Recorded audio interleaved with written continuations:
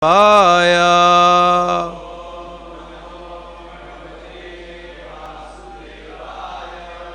Om Namo Bhagavate Vasudevaya.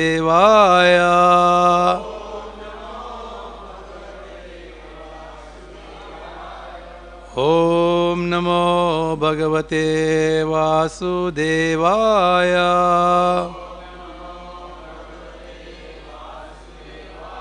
Narayanam namaskrityam naram chaiva narottamam devim saraswatim vyasa tato jayamudiraye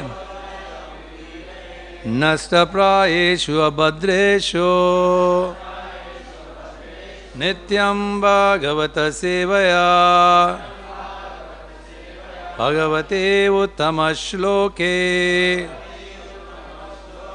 Bhaktira Bhavati Naisdiki.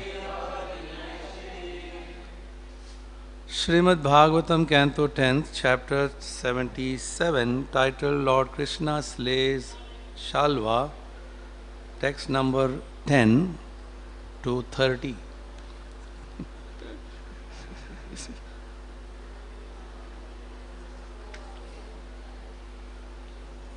Ratham prāpaya me sūta śālvasya antikam ashu vai sambhramas te na kartavyaḥ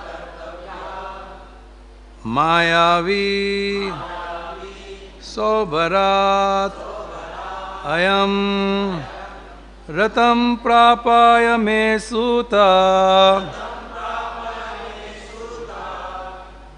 śālvasyāntikam ashu vai sambhramas te na kartavyo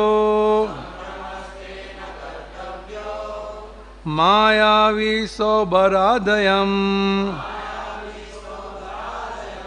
ratham prāpaya me sūta śālvasyāntikam ashu vai sambhramas te na kartavyo māyā-vī saubha-rāṭ ayam ratham prāpaya me sūta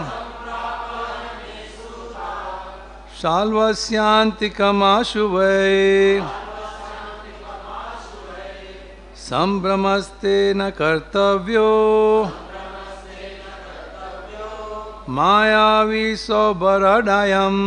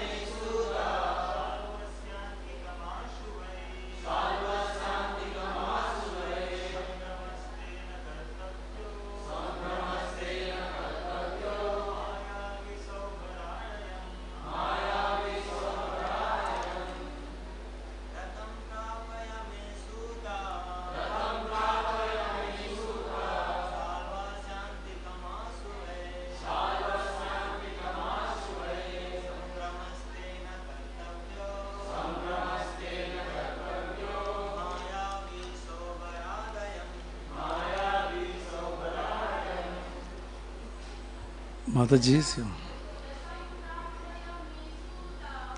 tam prāpaya me sūta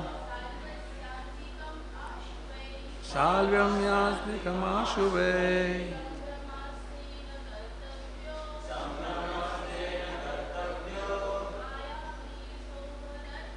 māyāvī saubha-rāḍ ayam. Ratham, chariot. Prāpaya, bring. Me, my. Sūta, O driver. Śālvasya, of Śālva. Antikam, into the proximity. Ashu, quickly. Why? Indeed. Sambhramaḥ, bewilderment. Te, by you. Na kartavyaḥ, should not be experienced. Māyā-vī, a great magician. Saubha-rāḍ, Lord of saubha. Ayam, this. Translation and purport by the disciples of His Divine Grace A.C. Bhakti Vedanta Swami Srila Prabhupada. Lord Krishna said, O driver, quickly take my chariot near Śālva. This Lord of saubha is a powerful magician. Don't let him bewilder you. There is no purport to this verse and many more. But these verses are not ordinary, right? The Sanskrit is, so we'll recite. But you will not be able to repeat, so I will just recite and translate. But there are many verses. Text 11. Iti yuktas chodayam asha ratham asta yadaruka vishantam dadrushu sarve svepare charunanujam. Thus ordered Daruka to command of the Lord's chariot and drove forth. As the chariot entered the battlefield, everyone there, both friend and foe, caught sight of the emblem of Garuda. Śālvasya Kṛṣṇa mālokya hata prāya baleshvara praharat Kṛṣṇa sūtaya shaktim bhīma ramamrude.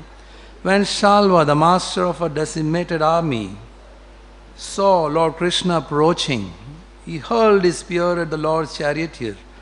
The spear roared frighteningly as it flew across the battlefield. Tamapatim nabasi maholkam eva ramhasa bhasyamtim disha sauri sayake shatadachinat. Śālva's hurtling spear lit up the whole sky like a mighty meteor. But Lord Sauri tore the great weapon into hundreds of pieces with his arrows. Tam cha soda shirvidva bane shobham cha kebramat aviditchara sandohai kam surya eva rashmi bhi. Lord Krishna then pierced Śālva with 16 arrows and struck the saubha airship with a deluge of arrows as it darted about the sky. Firing his arrows, the Lord appeared like the sun flooding the heavens with rays. Śālva shaurestu do savyam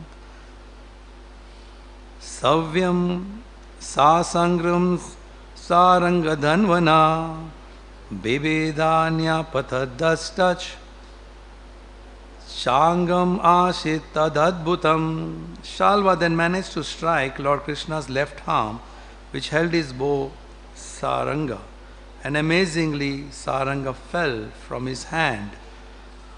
Aha karo maha asid bhutanam tatra pashyatam ninadya saubha-rāḍ uchher idam aha janardanam.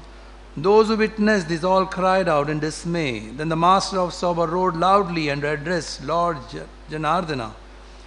Yatvaya mudatam yatvaya mudana shakyu bhrutur bharya riteksatan pramatta sa sabha madhye tvaya vyapadita sakha tvam tvadyanyasiter maner aparajita maninam nayam apunar avritim yadi tister mamagritha.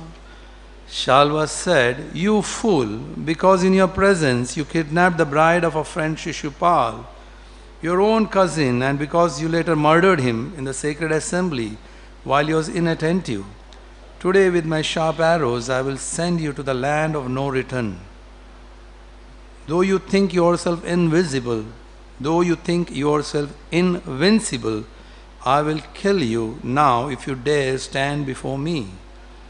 Shri Bhagavan Uvacha Rutatvam Katase Manda Na Pashyasyantiken Katam Paurusham Darshanti Sma Shurana Bahubashina.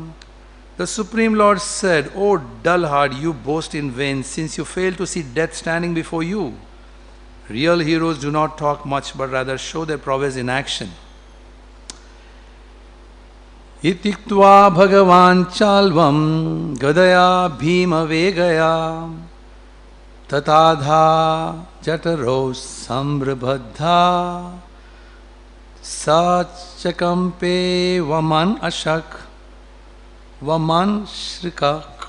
Having said this, the furious Lord swung his club with frightening power and speed and hit Śālva on the collarbone, making him tremble and vomit blood.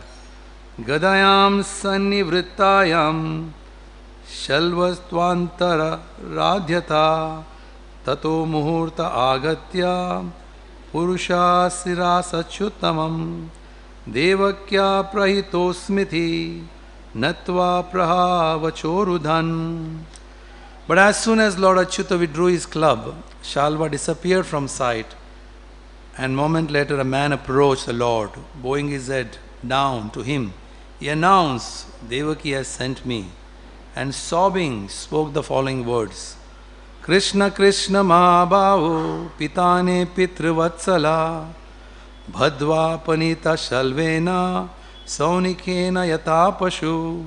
The man said, "O Krishna, Krishna, mighty armed one, who are so affectionate to your parents, Śālva has seized your father and taken him away as a butcher leads an animal to slaughter. Nishamya vipriyam Krishno manushim prakritim gatha vimanashko ghrani snehad bhavase prakrito yatha." When he heard his disturbing news, Lord Krishna, who was playing the role of a mortal man, showed sorrow and compassion, and out of love for his parents, he spoke the following words like an ordinary conditioned soul: "Khatam Ramam asambhrantam jitva jeyam surasure shalvena piyasanita pitame balavan vidhi." Lord Krishna said, "Balaram is very vigilant and no demigod or demon can defeat him.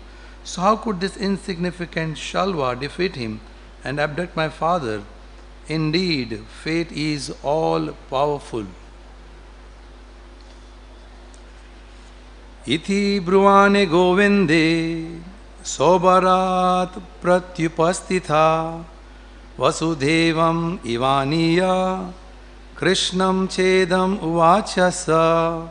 After Govinda spoke these words, the master of Saubha again appeared, apparently leading Vasudeva before the Lord.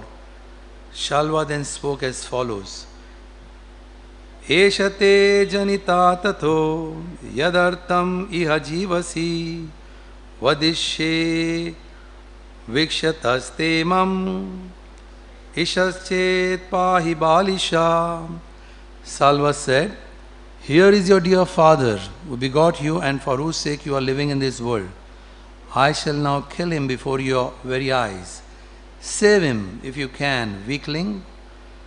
Evam nirbhastya māyā-vī khadgenāna kadundubhe ukritya shirādāya khastam saubham samavishat. After he had mocked the Lord in this way, the magician Śālva appeared to cut off Vasudeva's head with his sword. Taking the head with him, he entered the Saubha vehicle, which was hovering in the sky.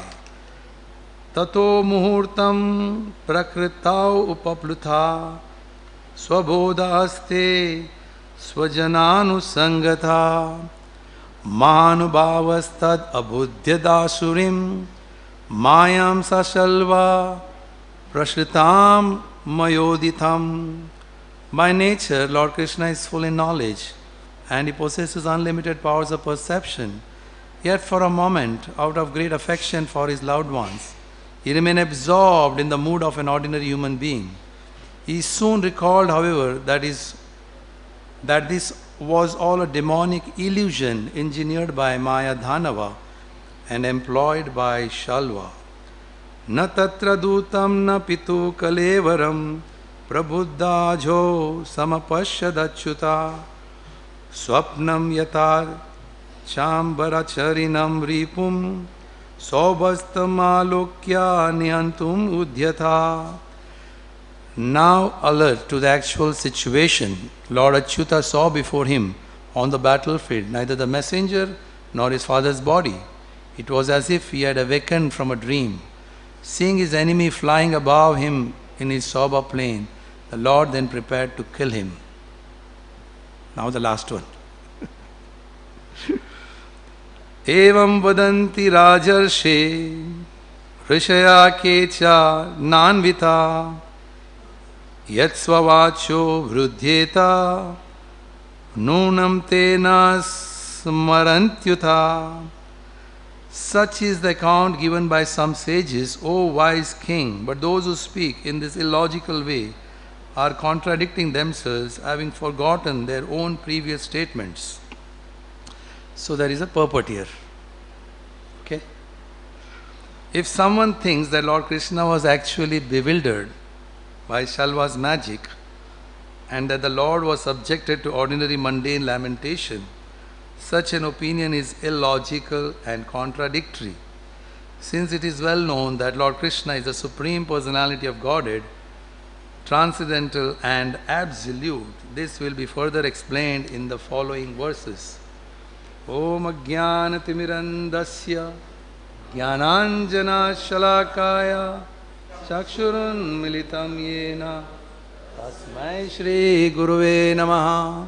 Shri Chaitanya manobhishtam स्थापितं येन भूतले स्वयं रूपा कदा मह्यं ददाति स्वपदान्तिकं वन्देऽहं श्रीगुरो श्रीयुतापदकमलं श्रीगुरो वैष्णवांश्च श्रीरूपां साग्रजातां सगना रघुनाथान्वितं तं सजीवं साद्वैतं सावधूतं परिजनासहितं कृष्ण चैतन्यदेवं श्री राधा कृष्ण पादां सहगना ललिता श्री विशाखान्वितं च नमो ॐ विष्णुपदाय कृष्ण प्रस्थाय भूतले श्रीमते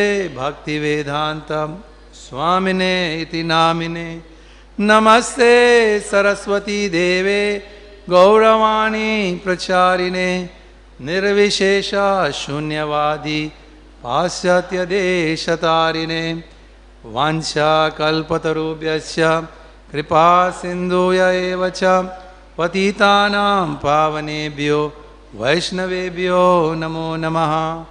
नमो महावदन्याय कृष्ण प्रेम प्रदायते कृष्णाय कृष्ण चैतन्य नामिने गौरतिसे नमः। हे कृष्ण करुणा सिंधु दीनबंधु जगत्पते गोपेश गोपिका कांता राधा कांता नमोस्तुते। तप्त कांचन गौरांगी राधे वृंदावनेश्वरी वृषभानुसुते देवी प्रणमामि हरिप्रिये। श्री कृष्ण चैतन्य प्रभु नित्यानंद श्री अद्वैत गदाधर श्रीवासदि गौर भक्त वृंद। हरे Krishna Krishna Krishna Hare Hare Hare Ramo, Hare Ramo, Ramo Ramo, Hare Hare.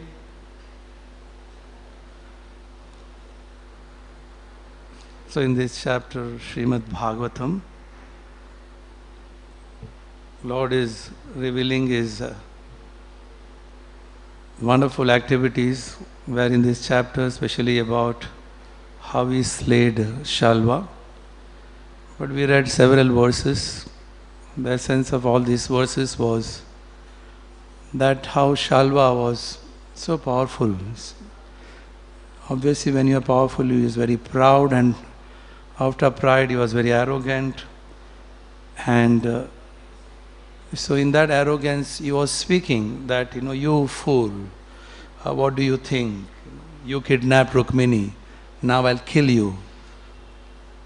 Now, one sense he knew that Krishna had already shown his power before. Because of that intoxicated state, he was thinking that he could defeat or kill him.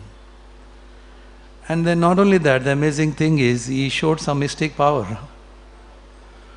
He showed Krishna, some messenger comes in front of Krishna and he says, "My Lord, your father has been kidnapped." And Śālva is taking him, just like a butcher taking an animal. And suddenly Krishna sees Śālva is really holding his father. And he also sees that his head is cut off. And suddenly then, after some time, he sees Śālva is going away. And then suddenly he sees that everything is gone. As if even the Lord is getting bewildered. But then here the Acharya is saying that it is very contradictory. How can the Lord be get bewildered? That means Maya is more powerful than Lord. Krishna can never come under Maya because he is the creator of everything. The illusion what we are bound, Krishna is behind that. If anyone wants to overcome this illusion, only Krishna can do that. We on our own effort can never do it. That means you take shelter of Krishna, Krishna can remove the illusion. Unless you take shelter, there is no question about it. And there is Śālva here, no question of taking shelter, rather he is confronting Krishna and is bewildering Krishna. So Krishna purposely does it to make his activities very sweet, just to extract his love and affection from his devotees.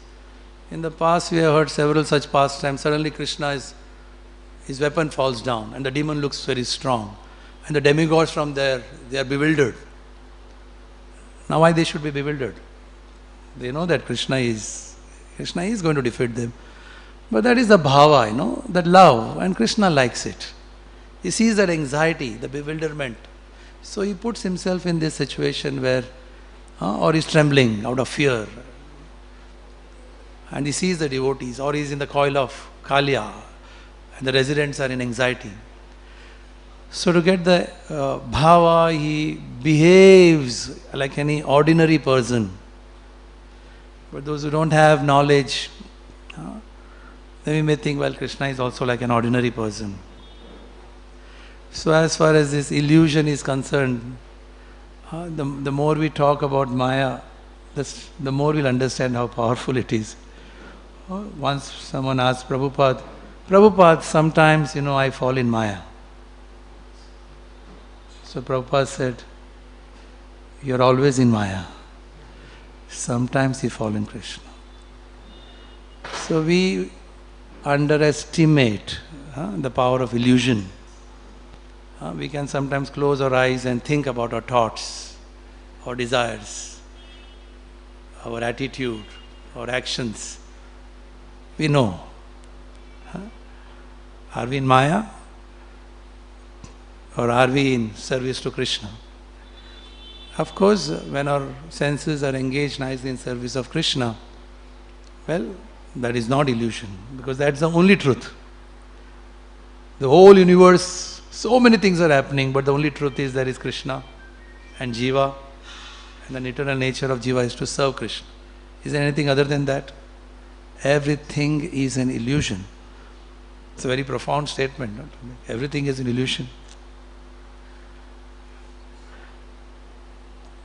Many years back but devotees don't get bewildered, no? Those who are pure in heart. Many years back, one, of course, is a saintly person. That time he was a brahmachari, he is sannyasi now. So he had gone first time for preaching to US. That was the first time. So when he came back, so naturally the question was, Prabhu, how was your preaching? So the answer we got was not what you expected. Because usually otherwise, we talk about, this university, the people, there is no culture, all those bewildering things, the skyscrapers, maybe, How was the preaching? The answer was, everywhere the problem is same. Birth, death, old age and disease. Now this person is not in Maya. He is not fascinated by anything, but he just saw that this is the problem. Now this is a very powerful type of illusion, one says, but so powerful that a greatest magician, a great magician came in front of Prabhupada and he showed devotees were bewildered. What he showed, it completely bewildered. So someone went and told Prabhupada, he does like this, he does like this. How is that? So he had some power. So Prabhupada said, go and ask him whether he can stop birth, death, old age and disease. So he went and asked, no, that I can't. So Śālva, if he thinks that, he has, this is what is material civilization, is creating such a bewilderment that there is no need to know anything. It's a very nice thing about even Prabhupada when he went first time to New York. First when he was there. Now Prabhupada first time is going. He was there in Vrindavan. Of course he was in Kolkata, but so when there in Manhattan Street, he saw people are just rushing, the malls, the skyscrapers, the fancy cars, beautifully dressed up young people and so many gadgets, electronic things. And Prabhupada is very sad. He's saying, see the people, they are investing so much of their time and energy, just valuable human life, and they're investing everything for this which is Kamala Dala Jala. How much can you protect them, save them? It's just momentary, it is temporary. He had compassion. So this is how a devotee is not bewildered, because his vision is very clear. That is because of his purity. But the Lord is getting bewildered here, or the devotee not getting bewildered, or the devotee getting bewildered, like the demigods are anxiety about, Lord getting defeated. That is very pure. That is Yoga Maya. But what Śālva, because of his pride and arrogance and trying to defend his Mahamaya, that is real illusion. So Śālva is in illusion. How much he tries, how much you try to chase yourself for happiness, but it is illusory. So material civilization, whatever you try, it is like searching for water in a desert. There is no happiness. If it appears, it is a mirage. So everything ends in frustration. Now it's very easy to speak. It's very easy to speak that it's futile. But unless there is realization. What about all the desires, temptations, weaknesses of the heart? In spite of knowing all these things, how much can a person resist? Resist the bewilderment here. It is very natural to engage in sense gratification because it has been there for years, and now the objects are there, the desires are there, the tendency naturally is to. So you can speak, it is futile. Speak, it is frustrating. Sense gratification kills. But then it is not so easy. So that is the power of Maya. That is the power of illusion. whatever you speak, how much we speak, still we are underestimating the power. So, few days back, Chaitanya Charan Prabhu was very nicely speaking about, so in this context I was just remembering what he said, that he said that there was an era which was pre-modern era. We have no experience of it now, but those days the scientists were also very devoted to the Lord. Everything what they discovered they will see in connection with Krishna. But then there was a modern era. This modern era is science became God. Science came out with such bewildering things. Why would anyone think about God? Science is God. And during this time, there were great thinkers, they would say that religion is a disease. Science will kill that disease. They will cure that disease. And religion is the opium of masses. That means you take religion just for your some well-being. It's an illusion. Religion is an illusion. But you do something and you think that you are well-being. So they wanted to say that real civilization means cure this disease. That means religion should be abolished. So then there is another era now, which is post-modern, pre-modern, modern, post-modern. Now the modern era is seeing that even the so-called progress and development has its own problems and it has not fulfilled what it promised. So there is still now a turn towards spirituality. But then people want to be spiritual, but they don't want to take up religion. Because in the religion, the name of religion, what they saw, these rituals and dogmas and all the external things and do's and don'ts and all that, we don't want to be. Don't mention religion, but we want to be spiritual. That means you want to experience something spiritual. So there is a trend now going in that direction. That is why yoga, meditation, these are becoming very popular. But you should not forget that during this modern era, where great thinkers would say that it's an opium of the masses. So they had their own understanding. So there is one nice article Chaitanya Charan Prabhu has written. I was just trying.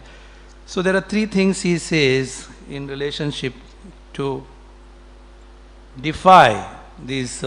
Is religion opium of masses? So very simple. Are the hopes offered by religion false? So if it is an illusion, so all the well-being what people feel, it is actually not there, it is there. But now, there are scientists who have proved it, that those who take up to religion, now this is not people who are faith in God, they may be atheistic people, but they are giving their results. And there is a book written on this, Religion and Health. And this is written by MDs from, and this is published in Oxford Press. Now they have done studies all over the world and they have come to the conclusion that those who take to religion, that means you are going to church or you are going to masjid or you are following some rituals or you are doing some meditation or prayers, they live 7 years longer. Now this is, if someone is connected to health, we're talking about well-being, and what to speak about all the drug addiction and suicidal tendencies and marital relationships, psychotic disorders, depression, everything they have studied all over the world, and the conclusion is that there is less among people who take up religion. So it is not an illusion. And this is the second thing. Can we have real well-being without religion? Now there is not much. If it's without religion there can well-being. We can see all around. We just mentioned about it.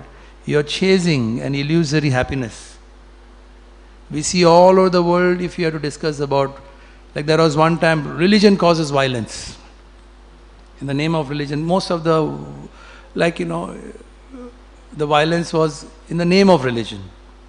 But then there are statistics which says that the death occurred in atheistic countries is more than people who are religious, which is there in China or Russia. So it is not that religion is the cause of violence.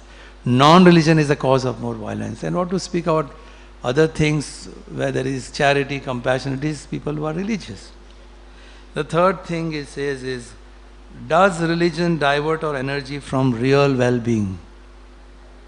This is one of the, when we preach, this is one of the direct attack on you, that you are escaping from your responsibilities. You are going away from reality. This is what you are accused of. But he very nicely explains about that. In the Vedic history, if you see, most of the development, art, architecture and everything was based with proper religious people. Even the literature, what they were written, all these were religious people.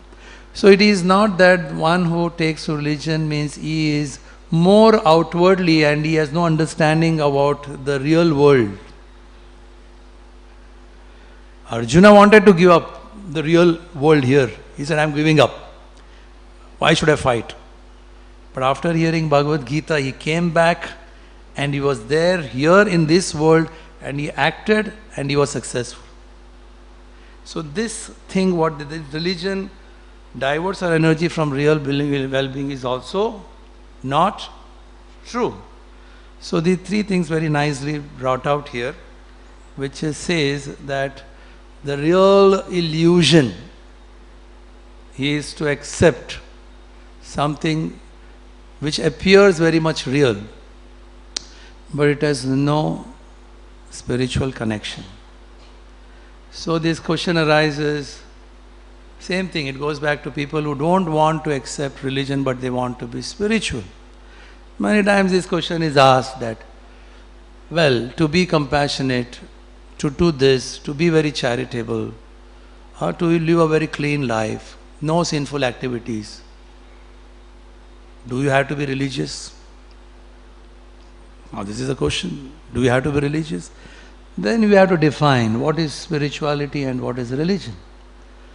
Now even to be spiritual, you have to follow some rules. You just don't become spiritual. You have to follow some niyama. Even if you have to do yoga, there has to be some niyama. The yoga comes, the asana comes later. There has to be some niyama. So just to be very spiritual, if you have to follow rules and regulations, then what is religion? Now religion goes little deeper. It is not something condemned. It is spirituality, but it is deeper. Why? Because there is a deeper connection. There is a parampara. And not only that, it is going deeper down into birth, death, old age and disease. And not only that, it brings out a sense of gratitude. When there is gratitude, naturally there is something surrender. So that means there is a person. There is a reciprocation. There is love. Just to be very spiritual, without any understanding of religion, can a person have grateful heart? Will there be any gratitude? Is there a question about surrender? So that type of spirituality, the foundation is very weak. It is superficial. To religion goes. So spirituality without religion is superficial, and spirituality cannot be separated from religion.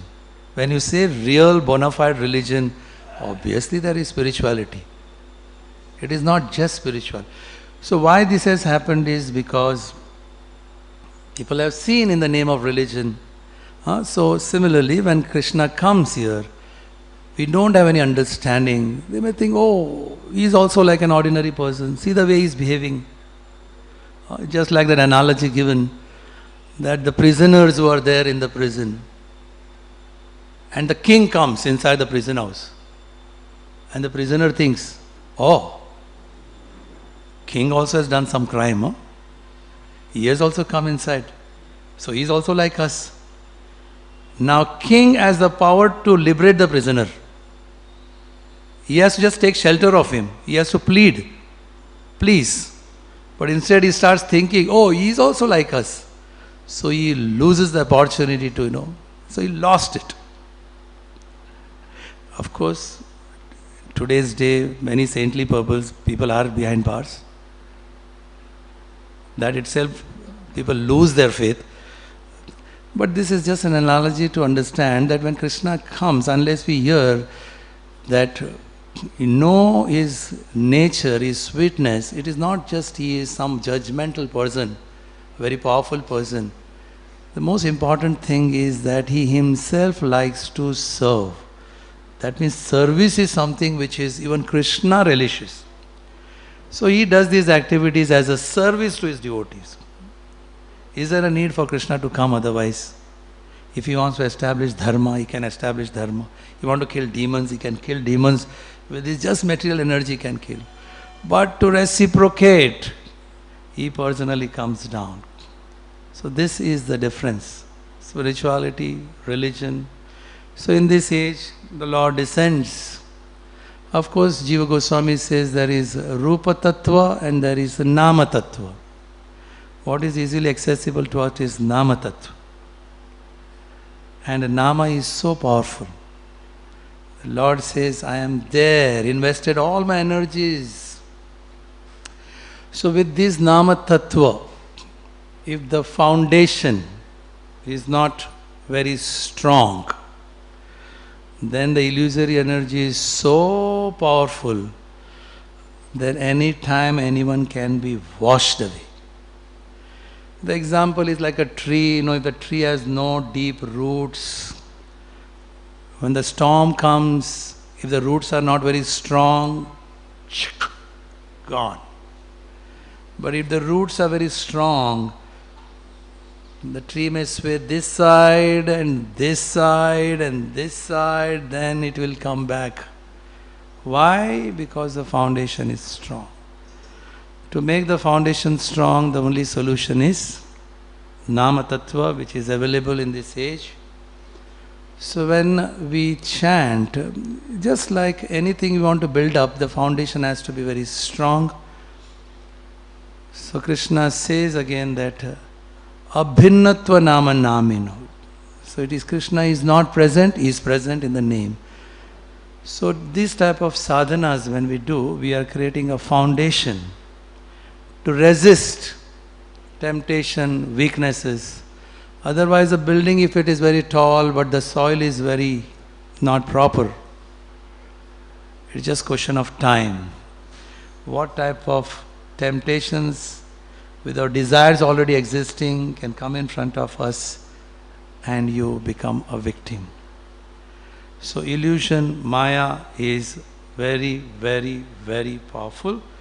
When Kṛṣṇa can show his power of maya through Shiva, through Brahma, Indra, what to speak about, tiny, insignificant soul like us, what must be the power of maya? So it is Prabhupada's greatness that he has given us this knowledge. Not only that, he has given us devotees who are practicing it. And we get inspiration from personalities. So few days back we heard about Prahlad as a Mahajan. Kṛṣṇa knows that it is not going to be easy. So he says, do not fear. Sarva dharma parityajya mam ekam sharanam vraja aham tvam sarva papebhyo mokshayishyami ma sucha. Do not fear. Of course you fear. You fear. If you feel insecure, how will I take shelter? Will Kṛṣṇa protect me? Of course, those who are very strong, they will. They have full faith. So this is Kṛṣṇa's. So he gives us this understanding that in the association of devotees, so unless there are devotees, we don't have inspiration. And just this Prahlad as a Mahajan, One person, just hearing about him, how much inspiration. Several things we heard. Again, this was a lecture by Chaitanya Charan Prabhu. Very nicely he was saying about, see his determination. Now there were no devotees around. Even Narada Muni will get up when he sees Hiranyakashipu. Just imagine, Narada Muni stands up where Hiranyakashipu enters, then any devotee would think, he gets up. I mean, who is there to look up for it? No one. But in spite of that, how determined he was. Of course, he was a great attraction, there was no desires. So much temptations. He could have been, what was offered to him? For Prahlad, what he wanted? Anything of this world. Right from the whole universe, anything, you name anything, it could be Prahlad's. Any type of sense, enjoyment, Prahlad. Easily he can have it. But he was so much absorbed, he was relishing. So this is spirituality. But in connection with religion, where taking shelter of Krishna, then it becomes a proper foundation where the illusory energy of this world cannot disturb him. Hare Krishna, Krishna Krishna, Hare Hare, Hare Ram, Ram Ram, Hare Hare. Thank you very much. Grantaraj Srimad Bhagavatam ki, Srila Prabhupada ki, Hare Krishna.